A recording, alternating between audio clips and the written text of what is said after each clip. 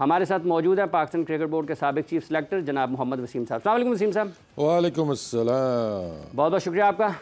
Test cricketer Sohail Tanveer साहब भी हमारे साथ मौजूद। अस्सलाम वालेकुम सोहेल साहब। वालेकुम सलाम इमरान। बहुत बहुत शुक्रिया सोहेल तनवीर साहब का। वसीम साहब, क्या ये टीम में अकलौता नसीम शाही है जिसको दुख हुआ है? देखें, दुख होता है, जैसे आपने इंट्रो में जितना किया ऑब्वियसली किया, कासी इस चीज़ की करता है कि how much we love this game और हमें कितनी फ़िक्र है, हम कितना इसको फॉलो करते हैं, तो ऑब्वियसली दुख भी हमें उस हिसाब से होता है। लेकिन हमारा प्रॉब्लम यही है कि हम कोई ऐसे साने का इंतज़ार करते हैं। ये अनएक्सपेक्टेड नहीं था। हमने दबे लफ्ज़ों में, कभी खुले लफ्ज़ों में, पिछले 2 हफ्ते हमें हो गए हैं, हम यही बातें कर रहे थे कि ये एक्सपेक्टेड था, ये चीज़ हो सकती है। अब ओबियसली हम उसमें नजूम ही नहीं है जी कि रात को सोए और सुबह का जी ये आज ये हो जाएगा।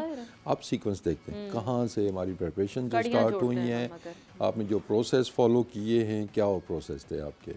मतलब मैं सिलेक्शन का अगर क्राइटेरिया देखता हूँ तो आप टीवी के ऊपर बैठ के आप कप्तान की, चेयरमैन की, क्रिकेट बोर्ड की आप ऐसी की तैसी करके रख दें, ये सिलेक्शन का क्राइटेरिया, आप टीम के अंदर आ जाएंगे। आप कप्तान के बारे में बोलें जी ये T20 का कप्तान तो क्या, इसकी टीम में जगह नहीं बनती है, ये तो T20 का प्लेयर ही नहीं है।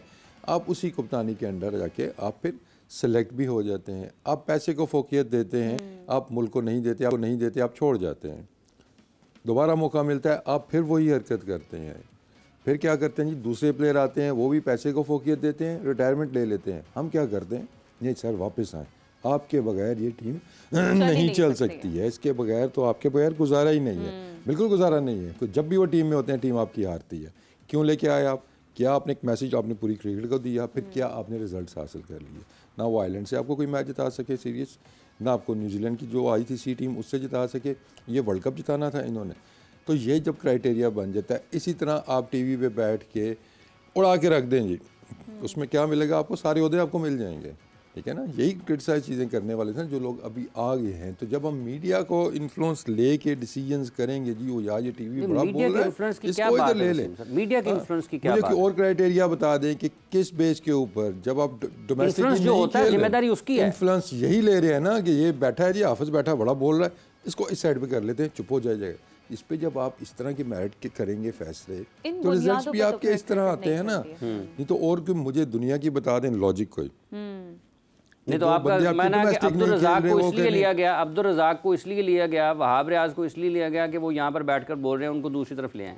बिल्कुल ऐसा ही है, देख लेना, वो स्टेटमेंट आपकी चेंज की होती है। मैं कहता हूँ कि आपको एक जैसा रहना चाहिए, चाहे आप इधर बैठे हुए हैं, चाहे उधर बैठे हुए हैं। और बात फिर वही है कि जब आपकी प्रिपरेशंस ऐसी चल रही थी कि हमें क्यों फिक्र थी कि आपकी 15 नहीं बन रही, आपकी 15 नहीं बन रही, ये आप रिजर्व भी नहीं लेके गए, अपनी अंदरूनी जो लड़ाइयाँ आपकी चल रही हैं उस चक्कर में, ठीक है। आपने ग्रुपिंग के नाम पे नाम नाद जो नाम उसके ऊपर आपने सिलेक्शन शुरू कर दी, आपने कुछ लड़कों को बाहर निकालना शुरू कर दिया। प्लेइंग 11 आपको नहीं पता, बैटिंग ऑर्डर आपको नहीं पता, बॉलिंग ऑर्डर आपको नहीं पता, तो कैसे आप एक्सपेक्ट कर सकते हैं? मतलब ये जीत जाते तो मौजा होना था, टू बी ऑनेस्ट, कि इस टीम के साथ जो अंदरूनी हालात चल रहे हैं इनके। लेकिन ये है कि हमने सीखना भी नहीं है, लेकिन हमने आगे भी नहीं बढ़ना है। देखें, जब पर्सनल ग्रजेस के ऊपर आप लड़कों को टीम से बाहर निकालेंगे या अपने फेवरेटिज्म के ऊपर आप उनको रखेंगे कि हम इकट्ठे खेले में, हमने इकट्ठा उड़ाया हुआ है बोर्ड को, चल आज मैं बोर्ड में आ जाता हूँ, तुम टीम में आ जाओ, अल्लाह खैर चला, तो फिर रिजल्ट ऐसे ही आपको मिलेगा। सुहेल, फेवरिज्म की बुनियाद पर जो सिलेक्शन होगी तो टीम तो यही निकल कर सामने आएगी। सुहेल, देखिए बहुत डिसअपॉइंटमेंट हुई। अभी पिछले मैच के झटके जो यूएसए वाले वो हजम नहीं हो रहे थे, तो नहीं लगे। और ये एक और बिल्कुल तसलसल है ना, वही तो बात वसीम साहब भी कह रहे हैं कि एक तसलसल है। हम इस पर रोज ही बात करते हुए आ रहे हैं कि ये एक दिन में होने वाला काम तो है नहीं। बहरहाल खैर ये ऑब्वियसली बिल्कुल सही बात है। ये शुरू हुआ जब हमारे, मुझे लगता है, मेरी राय ये है, कोई एग्री करे ना करे, जब स्ट्रक्चर चेंज किया गया, आपने अपनी डोमेस्टिक में से एक्सपीरियंस को निकाल के आपने बाहर कर दिया और आपने लिमिटेड कर दिया क्रिकेट को। मेरा हमेशा से स्टांस यही रहा है और वसीम भाई जानते हैं, क्योंकि ये एग्री नहीं करते मुझसे, बट मेरा यही था कि आपको लाजमी नहीं कि आपने डोमेस्टिक वाले एक्सपीरियंस प्लेयर्स को इंटरनेशनल क्रिकेट खिलाएं, बट वो डोमेस्टिक के एक्सपीरियंस प्लेयर जो थे, वो आपके जो लड़के खेलते थे डोमेस्टिक, जो अपकमिंग होते थे, उनको ग्रूम करने में बड़ी हेल्प करते थे। वो लड़के डोमेस्टिक क्रिकेट में उन क्रिकेटर से सीखते थे जो अपकमिंग होते थे, अपने एक्सपीरियंस। जैसे जब मैं आया तो मैंने मेरे साथ जो एक्सपीरियंस प्लेयर्स खेलते थे उनसे सीखा। वो सारे पाकिस्तान नहीं खेले, बट मैंने उनसे सीख के तो मैंने पाकिस्तान को सर्व किया। पाकिस्तान खेलने वाले लड़के कुछ ही होते हैं, बट जो एक्सपीरियंस डोमेस्टिक का होता है वो भी काउंट करता है। एक्सपीरियंस सिर्फ आपको इंटरनेशनल क्रिकेट में नहीं चाहिए होता। और उस टाइम भी मेरा स्टांस यही था कि इसके इफेक्ट्स आपको अभी नहीं मिलेंगे, ये आपको आहिस्ता आहिस्ता आहिस्ता आहिस्ता आप देखते जाएंगे। बाकी जो एपिसोड चली, आपने कप्तान को जो हटाया, पहले एक कप्तान को हटाया, दूसरे को बनाया, आपने वो फैसला अगर गलत किया था, फिर आपने दूसरे को बना के तो उसको हटा के वो फैसला गलत कर दिया। मतलब आप कैसे, ये हो सकता है कि एक ये साइकी, ह्यूमन साइकी है, हम मशीनें नहीं हैं। वो शाहीन है चाहे बाबर है, इंसान है, आपके दिमाग में चीज़ें आती हैं। जब आपके साथ इस तरह का बिहेवियर रखा जाता है तो आपके दिमाग में चीज़ें आती हैं, यूनिटी उस हिसाब से नहीं रहती है।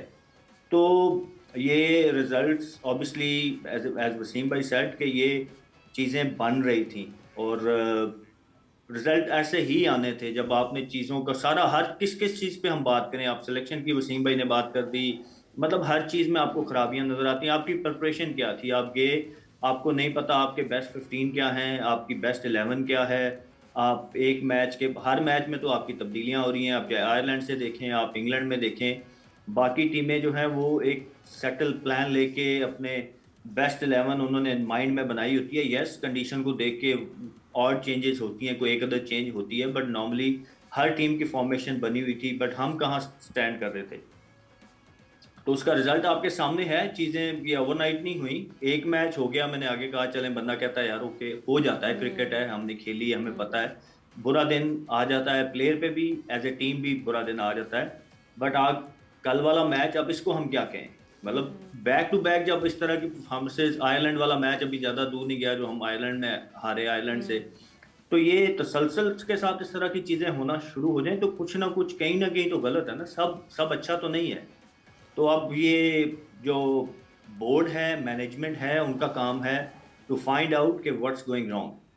ठीक, कल के मैच में क्या गलत हुआ वसीम साहब? कौन सी विकेट आप समझते हैं वसीम साहब की एक टर्निंग पॉइंट था वहाँ से? वो देखें, ठीक तो उतना कुछ भी नहीं हुआ आपके जी कि ये ठीक था और वो ठीक था। ठीक है, अगर हम बॉलिंग को भी देखते हैं, अगर हम के टैक्टिक्स की हमने बात की थी, हमने कप्तानी की बात की थी, तो 120 रन हमने, सुहेल ने भी ये जिक्र किया था और मैंने भी कहा था कि anything over run a ball या रन अ बॉल आपको मुश्किल हो सकती है इस पिच के ऊपर। ठीक है, एक्सक्यूज़ मी, मैं देर जी के बैटिंग को सेफ नहीं कर रहा, उस पर भी हम आते हैं, लेकिन क्या हम ये 100 के अंदर रैप अप कर सकते थे? हम कर सकते थे। हमने कैचेस ड्रॉप किए, हमारा डिफेंसिव माइंडसेट पहले 8 ओवर नज़र आया, हमें बिल्कुल नज़र आया। जहाँ स्लिप में कैच अगर लेफ्ट से जा रहे हैं, फील्डर का हाथ लग रहा है, अटैक कर रहा था, पाकिस्तान ने क्यों नहीं किया? भाई दूसरी स्लिप कहाँ थी आपकी? आपने अटैक था उसके ऊपर,